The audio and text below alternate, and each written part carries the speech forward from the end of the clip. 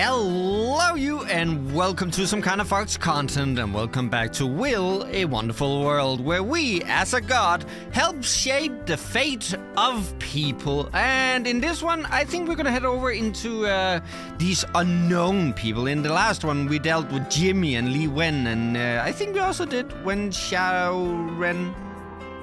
I can't remember. They played tennis and they won some chocolate milk.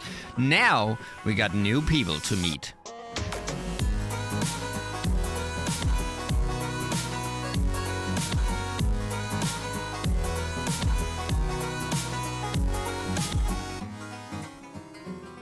Yeah, okay, let's see what we have here. 20,000 pesos, and here I come. My name is Carlos. I'm 18 years old. It was a big day, because I was finally going to leave Mexico. Uncle Deb, who had always helped me out at the orphanage, and Auntie Benita, who was the matron of the orphanage, used to tell me that if I ever wanted to go to a foreign country, I would need to have a passport first. And then I would need a visa. Finally, I could go to the airport and buy a ticket, then I could fly wherever I wanted to go. I'd gotten my passport, and apparently going to Hong Kong didn't require a visa. All I needed was a plane ticket. Uncle Deb and I had headed out early before the sun even came out. He had been dragging me through the mountains for 6 hours to get to the international airport. He then stuffed a couple of warm burritos wrapped up in paper into my backpack before I said goodbye. I didn't know when I would ever see him again. I already missed him.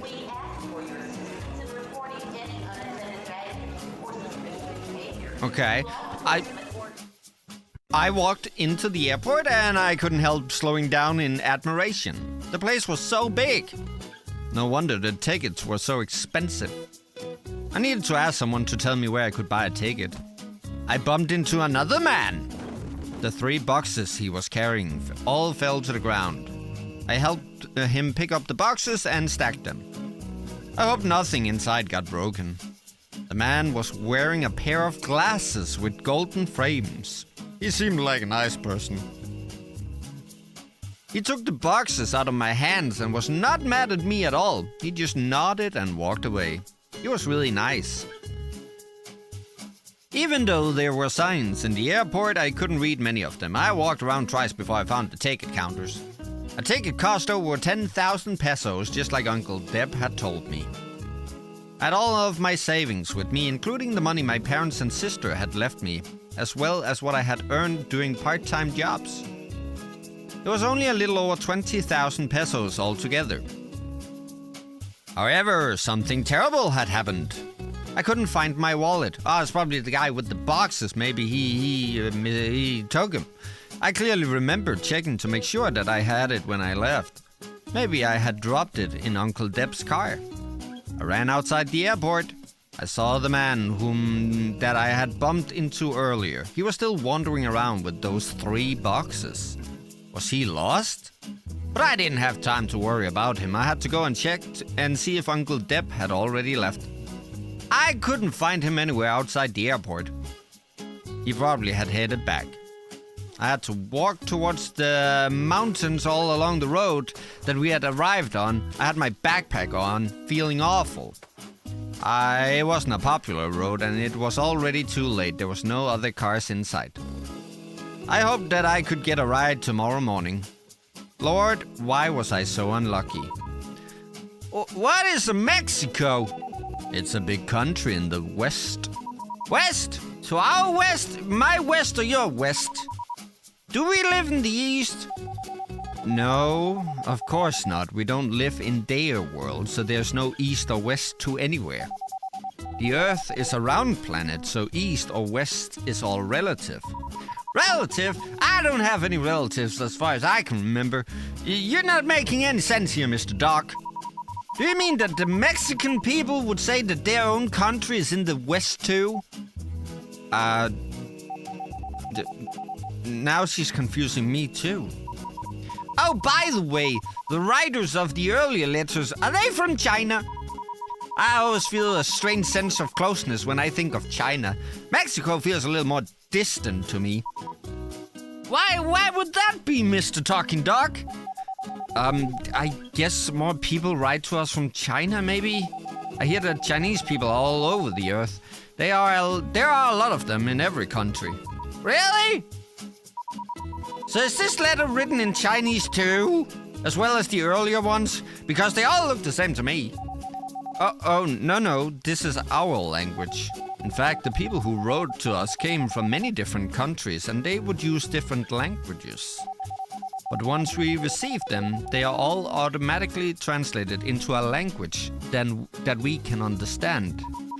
Oh, wow! Being a god is so convenient. Carlos. Well, that's just not good, is it, Carlos? My name is Chang Young Min. Once again, I apologize for mispronouncing. And I recently graduated from the Korean Police Academy.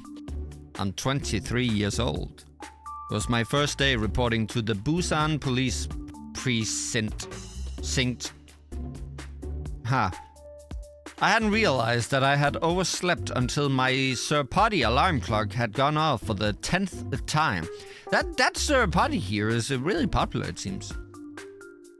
I jumped out of bed, slipped into my pants and shirt and rushed off out the door with my coat in my hand. I even knocked over my neighbor's flowers by accident. Sorry! I'll clean up later. I'm running late. Still, I was 45 minutes late when I finally got to the station. The captain was sitting behind the desk. He squeezed a "kids these days" out of his mouth. Then he seemed to lose any energy or interest to even speak to me. Then I was transferred to the archives. As computers and the internet become prevalent in our daily lives, important data such as identity and residence information have all been turned into electronic records in a police database. Wow. The ability to quickly retrieve necessary information from an infinite ocean of data is a crucial quality of being a responsible police officer. Especially when dealing with time-sensitive criminal cases. P.S. Do not stick your password under the desk. How could I have overslept on my first day? Please, Buddha. Please help me fix this, please. Becoming a member of the Criminal Investigation Department has been my dream since childhood. I don't want to go to the archives. What is criminal investigation? Is it that much better than archives? Well, criminal investigation is the place where the police try to solve cases and catch bad guys. But you can't completely disregard the archives either.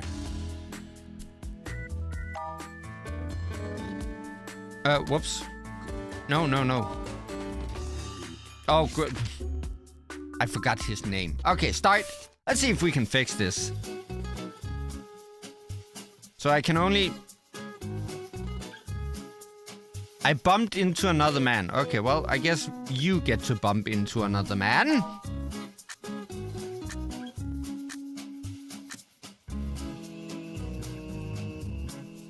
I noticed that there was a sign ahead.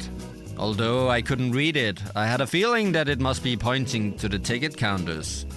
I had always had great instincts. Ha. A ticket cost over 10,000 pesos, just like Uncle Depp had told me. I had all of my savings with me, including the money my parents and sister had left me, as well as doing part-time jobs. 20,000 pesos altogether. Come back someday. 3 hours later, with a booming noise, the airplane took off. I felt something suddenly pushing me into the seat cushion. I could see Mexico City becoming smaller and smaller outside the window. And the orphanage in Monte... this place had turned into a small white dot. I suddenly started to feel nervous. My mind was racing. What if the plane went down? I hoped it would fall in the ocean so I could still swim back. But this seatbelt thing was so annoying, and if I couldn't untie it, I would be dragged into the water with the plane. I heard there was something called insurance that would pay a lot of money if someone died. I should get that, and maybe it would be enough for Alicia, to buy a new house in Mexico City. Just when my brain was spinning with all of these questions, a beautiful lady asked if I would like some water. Oh, no. I checked my wallet again. There was only a little over 10,000 pesos left. It's the currency in Mexico. There are also Cuban pesos. Cup.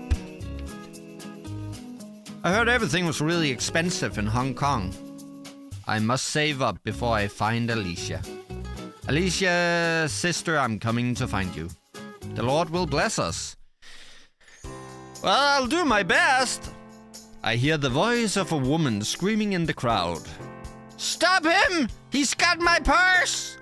I looked down and the man I had bumped into was holding a woman's purse. He actually tried pushing me away. As a policeman defending justice, how could I let a criminal escape the judgment of the law? I grabbed his collar. Take this! I took the bastard to the police station. I ended up late, of course, but the captain let me off the hook for stopping the robber. Captain Garn glanced at the bloodstains on my shirt, gave me a faint smile, and asked me why I wanted to become a police officer. I stood up straight, put my hands behind my back, held my head high, and replied firmly, To defend justice? The captain scratched his balding head and smiled. Go report to Unit 4. I don't know. What? Hello, Unit 4? I felt my heart start to sink. I'd heard so many rumors about Unit 4, even when I was still in the police academy. There we go, we fixed all of that. More. Okay, so about the sister. And someone's getting kidnapped. Okay, what's this all about? Oh, the strange teacher. Right. We did that. That's all dealt with. We're gonna wait a little bit with that one. Strange teacher. The last class of the day was art. I pushed the door open to the classroom and I was shocked by what I saw.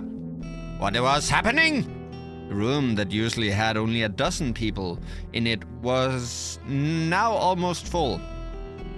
It was like a scene from a beach in the middle of summer. There wouldn't be enough easels for everyone. Just when I was wondering whether I should leave and go study, I saw Ying waving me over from the front row. Why are there so many people today? I sat down at the seat Ying had saved for me. You really don't know anything, do you? Miss Liu is on her maternity leave, so we have a new substitute today. Somebody saw him earlier in the office and posted his pictures on the school BBS. He looks so handsome. That's not okay. Don't just take photos of people and post them online. I looked around, and only then did I realize that almost all of the newcomers were girls. Why was Rocky here? What was a boy doing here in art class? I took my phone out and tried to log into the BBS. I found myself unknowingly imagining what the new handsome teacher would look like while waiting for the page to load. Well-made pink shirt, rolled up sleeves, top button. That's how something a top button. Oh, but it's a button, Phoenix, not a bottom. But it's unbuttoned. Pale. Me in charge of things? That's gonna end well. Pale and flawless skin. Impeccable face from the side. The Wi-Fi signal wasn't very strong and I couldn't look for a long time. Then the front door of the room was slowly pushed open. With everyone staring at him, the new teacher slowly walked across the podium and softly wrote down his name on the blackboard. Wen Xiaoren. Oh, it's the guy with the... Yeah, that guy. Huh. I'll be teaching the art class for the seniors starting today. I looked him up and down and I noticed that this Mr. Wen was wearing flip-flops to class. His ensemble also included a pair of casual pants with the legs rolled up, a grey t-shirt and a wrinkled jacket. Not just that, his chin suggested that he hadn't shaved for days. I turned to my side and whispered to Ying, "How's this old man handsome?" Ying ignored me. I looked up and realized that the teacher was staring right at me. Ah, feck, he must have overheard me. Suddenly, Rocky raised his hand and asked loudly, "Mr. Wen, how old are you? And do you have a girlfriend?" Which is a very weird question to ask your substitute teacher. The entire class erupted into a loud murmur. Everyone was staring at the teacher even more intensely. Thank you, Rocky, for getting me out of trouble.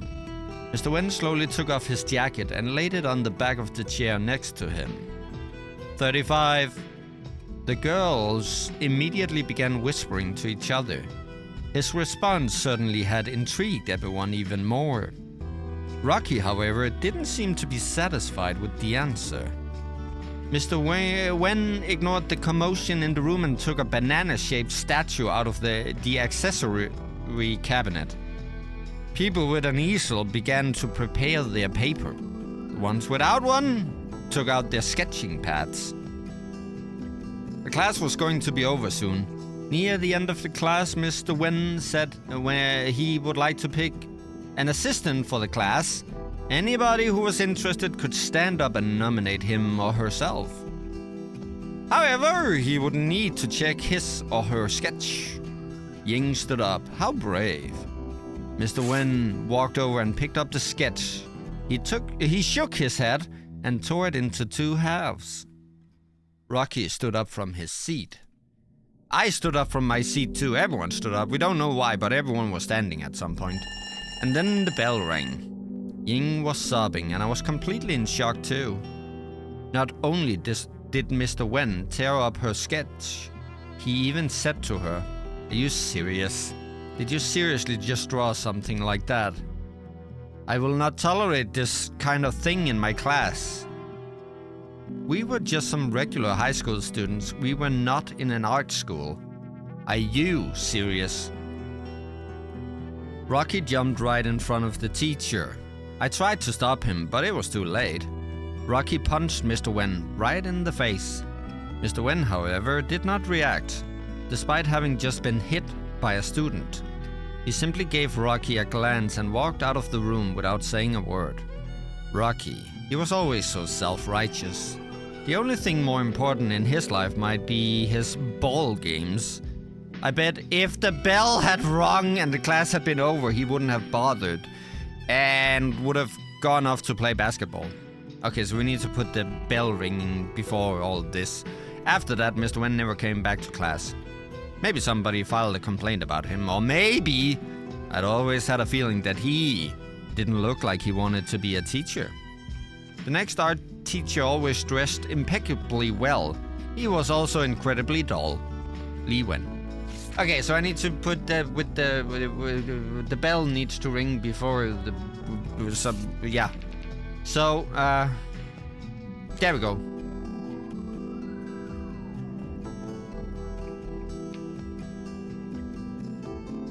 What if she stands up first? Let's see.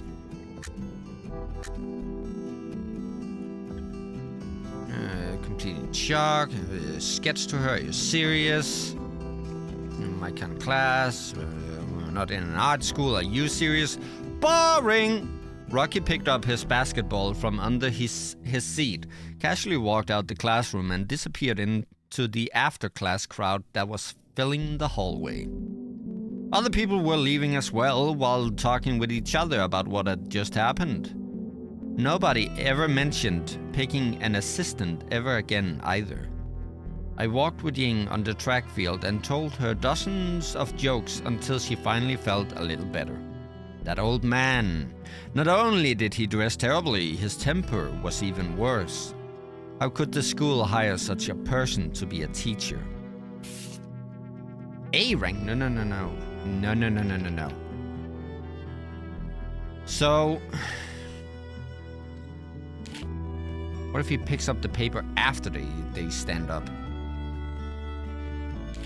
So like this. Let's try this. I ain't dealing with an A rank. What am I? Tore up my sketch, and he even said to me, I'll not tolerate it.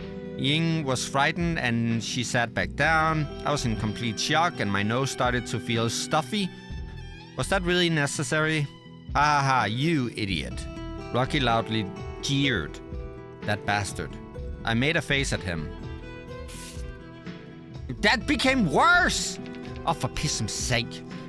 So what about this?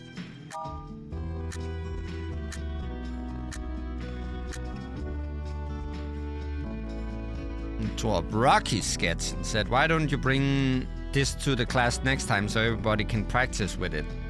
The first turned into the brightest red I had ever seen. A minute ago he had been acting like the king of the world.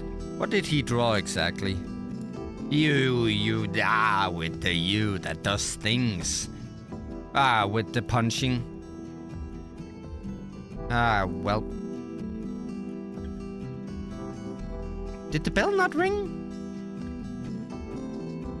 This is gonna be a bad one. Yeah. Okay, so... wait. I stood up. This happened. The bell rang and then Rocky stood up. That's gonna be it. We already tried that. So Rocky stood up and then... like that? Oh, that was the bad one. What the? So this? What the? Everything's bad! Everything is horrible, man. This? How's that bad? What the hell? Rank B. I'm not accepting rank B!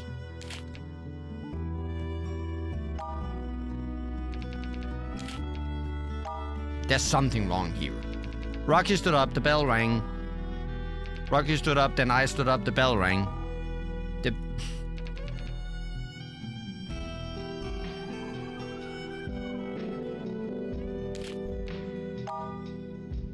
What in the shit? So Dad. How is that bad? Oh, this is a new one.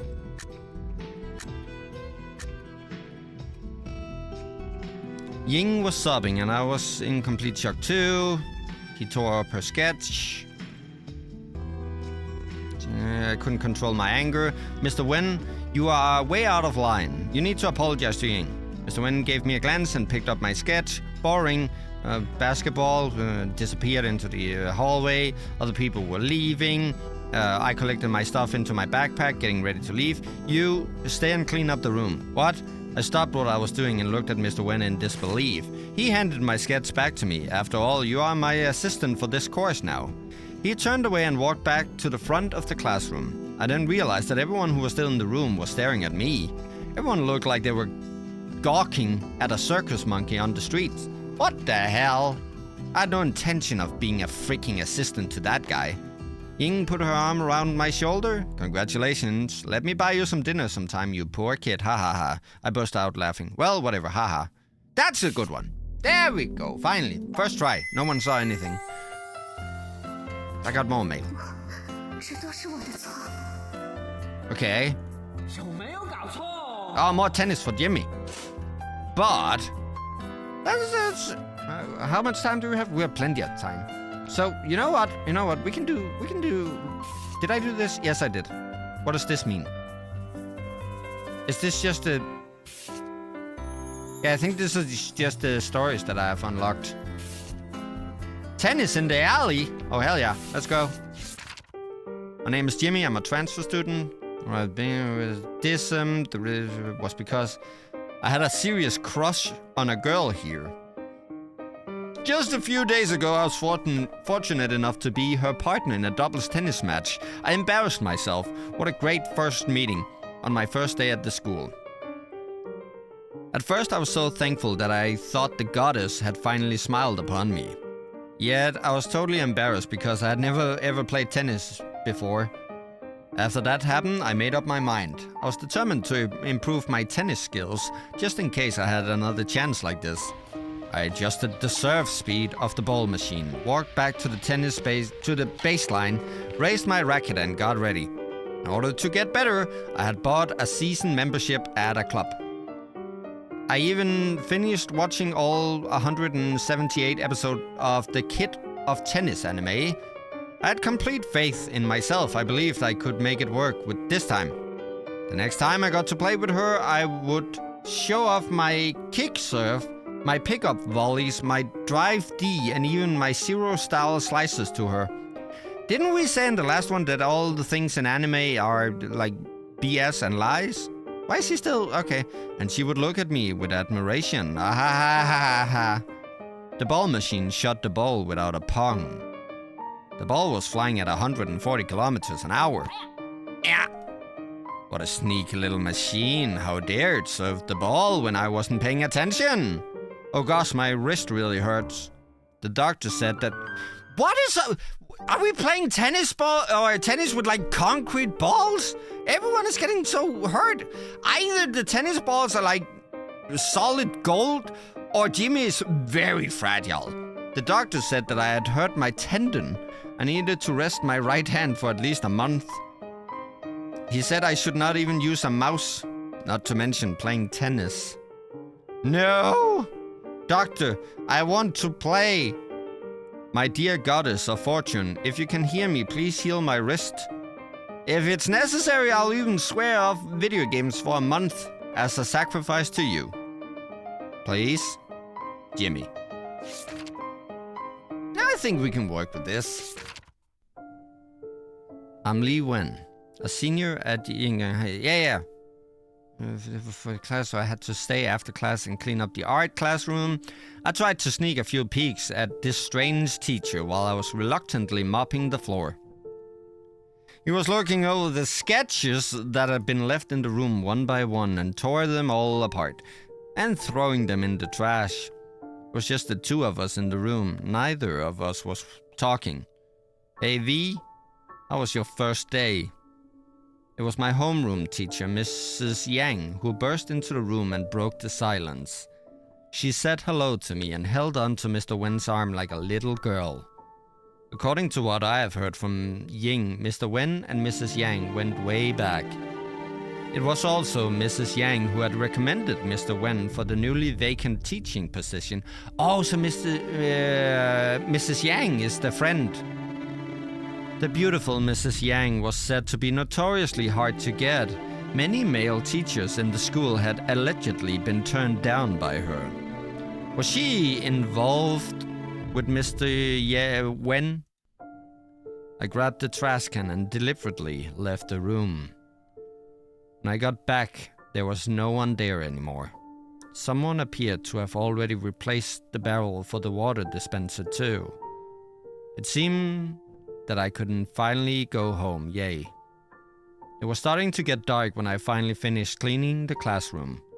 I walked out of the school gate and noticed that Mr. Wen was walking not too far in front of me, going in the same direction. That was strange. I thought he had left a while ago.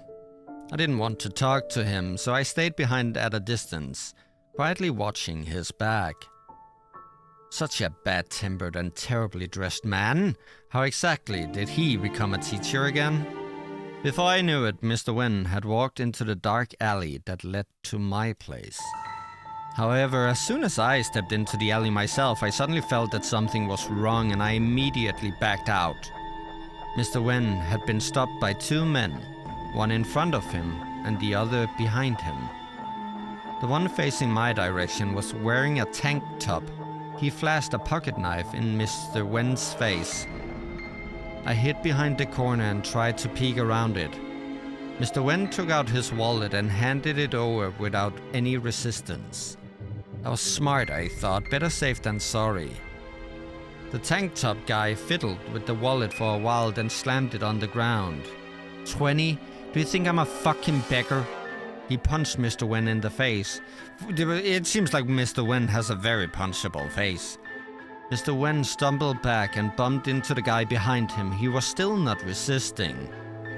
The tank top guy placed his knife on Mr. Wen's face. Be smart, give me all your money.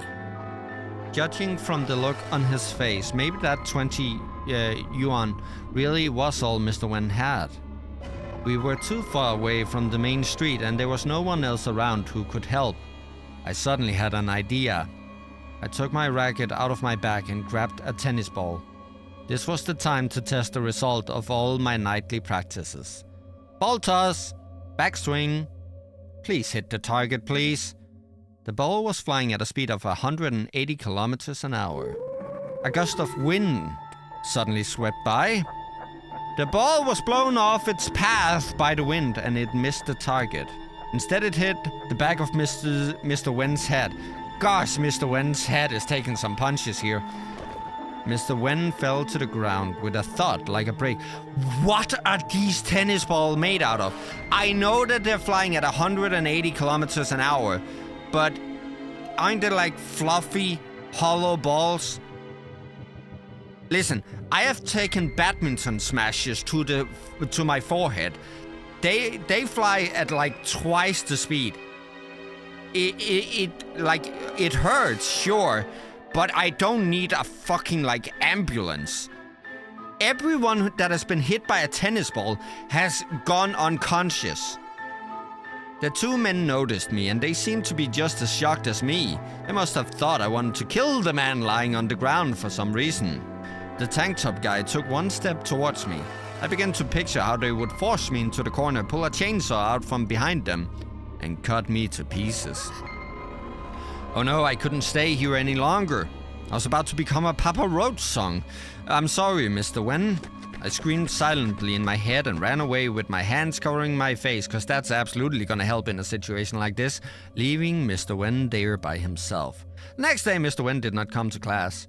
The school put out an announcement saying that he had been badly injured during a robbery and that he was in a coma at the hospital. He was fine up until getting hit by a tennis ball. He is now in a coma. Can someone check the validity of all of this? The announcement also reminded the student to be careful when playing tennis. It was all my fault. I should not have left him alone. There must be a better way. Ah, let's see if I can fix this. First try, here we go. In these two letters, there are some special restrictions. Special restrictions? Yes. What happened to me being a god? Remember when I told you that the white pieces could be moved anywhere? Well, except past the first and last pieces in the letter, of course. I do remember that one. When special restrictions are in place, that will no longer be the case. For instance, in these two letters, the two pieces, 140 kilometers and 180 kilometers, are in conflict with each other. That means they cannot be moved to the same side. If you try to do so, they will automatically switch places with each other. Both pieces are labeled with a double-headed arrow, which stands for conflict. In addition to conflict, there are other special restrictions, such as sequence. We'll deal with that when we see it. For now, you just need to remember that all of the pieces with special restrictions will be labeled with a red sign, like this on the right side. I'll keep an eye out for it. So if I do this, they switch places. So if I do this, so some wind, and then the ball was flying at that speed.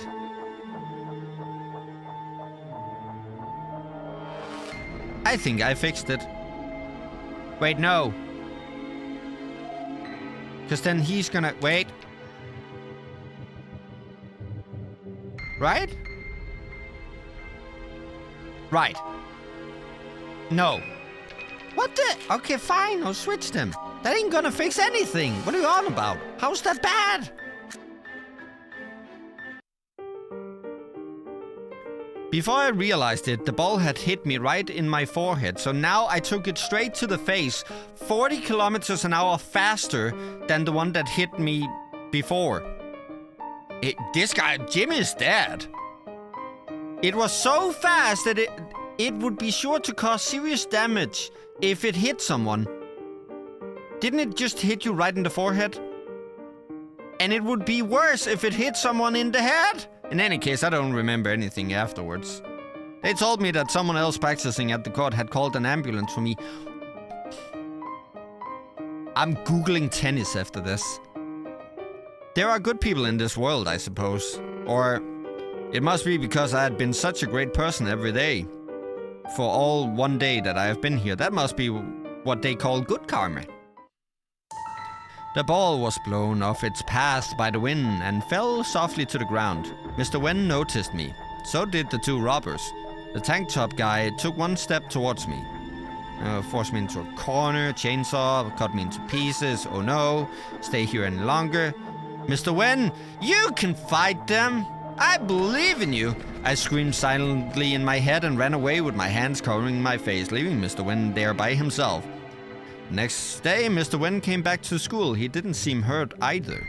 Although I couldn't imagine how he had gotten away, I was really happy that everything was okay. However, I didn't have the courage to go back to the art class anymore. What? No. Oh! I switched this one over here! God, I'm so stupid! Because then he doesn't get hit by it. Oh my god, how did I not see that? I shuddered a little before I realized it.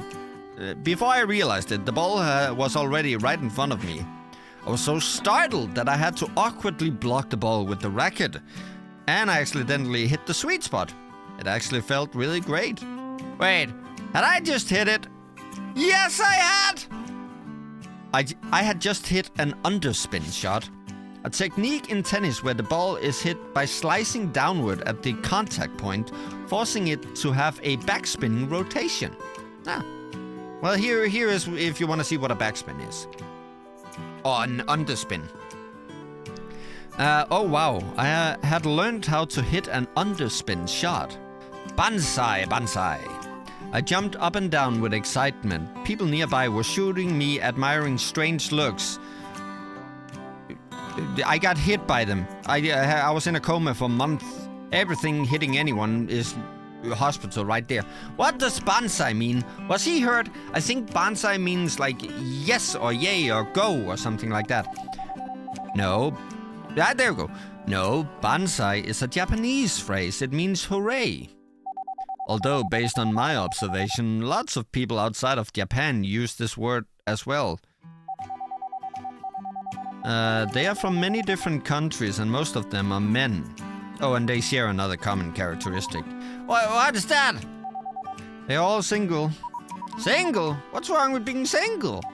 Everything. Being single hurts.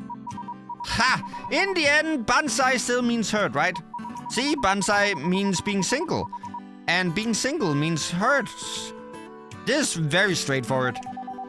I think I'm single too. Banzai.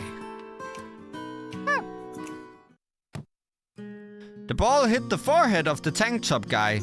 He's now dead. Exactly as I planned. He fell down to the ground with a thud like a brick. Before the second man realized what had happened, I sprinted towards his back as fast as I could. I smashed his head with my racket with all of my strength. Then I grabbed Mr. Wen's hand and ran towards the end of the alley. 10 minutes later, I was charged with murder. I was panting heavily